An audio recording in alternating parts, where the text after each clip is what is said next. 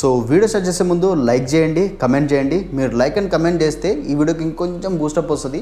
నేను ఇలాంటి వీడియోస్ ఇంకా చేయడానికి నాకు బూస్టప్ ఇచ్చినట్లు ఉంటుంది. Like and comment must and sure.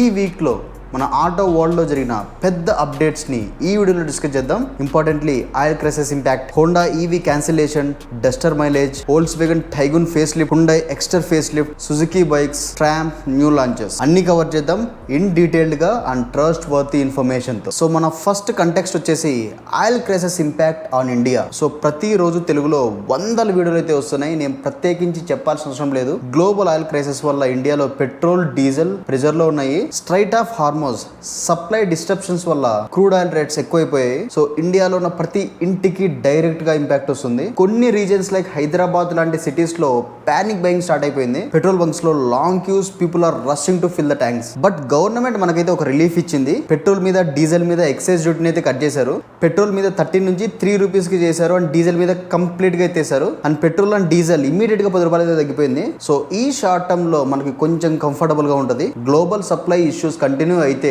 Prices మళ్ళీ ఫ్లక్చుయేట్ అవ్వచ్చు. బట్ గవర్నమెంట్ చెప్తుంది ఏంటంటే మనకి 60+ డేట్ రిజర్వ్స్ అయితే ఉన్నాయి, ఆయిల్ రిజర్వ్స్. సో ఈ 60 డేస్ వరకు పానిక్ బయింగ్ అయితే స్టాప్ చేయండి.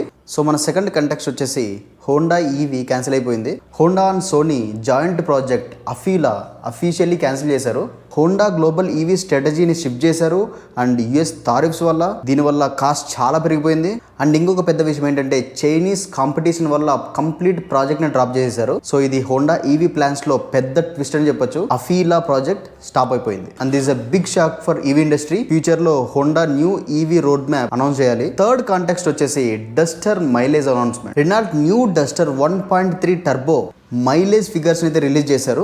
మాన్యువల్ లో 17.75 kmpl అండ్ డీసీటీ ఆటోమేటిక్ లో 18.45 kmpl. టర్బో ఎస్యూవీకి ఇది చాలా డీసెంట్ మైలేజ్. రియల్ టైమ్ లో ఎంత వస్తుందో చూడాలి. మన ఫోర్త్ కంటెక్స్ట్ వచ్చేసి Volkswagen Taigun facelift launch. Volkswagen Taigun facelift April 9th అయితే లాంచ్ కి సిద్ధంగా ఉంది.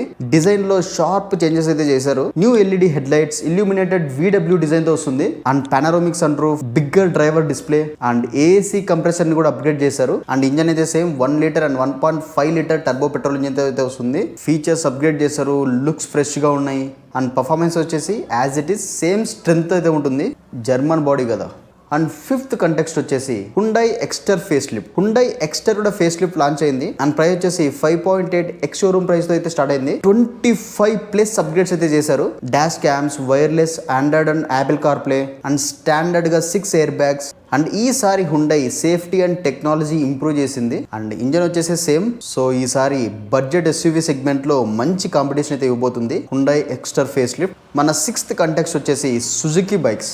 April 2nd Suzuki Burgman street new model అయితే లాంచ్ చేశారు. స్ప్లిట్ ఎల్ఈడి హెడ్ ల్యాంప్స్ అయితే వస్తుంది.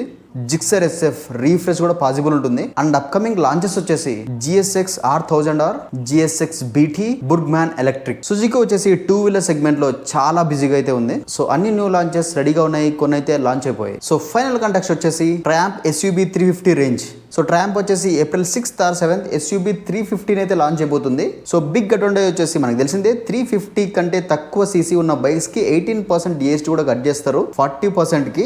సో ప్రైజింగ్ అఫోర్డబుల్ గా ఉంటుంది. డైరెక్ట్ గా మన రాయల్ ఎన్ఫీల్డ్ 350 సెగ్మెంట్ అయితే టార్గెట్ చేసింది అండ్ ప్రైస్ వచ్చేసి చాలా కాంపిటేటివ్ గా ఉంటాయి. సో ఈ వీక్ లో ఆటో ఇండస్ట్రీలో పెద్ద అప్డేట్స్ ఇవి. మార్కెట్ లో చాలా యాక్షన్స్ జరుగుతూ ఉన్నాయి. నెక్స్ట్ ఫ్యూ మంత్స్ చాలా ఎక్సైటింగ్ గా ఉండబోతున్నాయి. And stay tuned, stay subscribed and comment your opinion which update excited you the most. So ఈ వీడియో కింతే నెక్స్ట్ వీడియోలో ఇంకా మంచి అప్డేట్స్ తో మళ్ళీ కలుసుకుందాం. Keep smiling, keep travelling, keep exploring.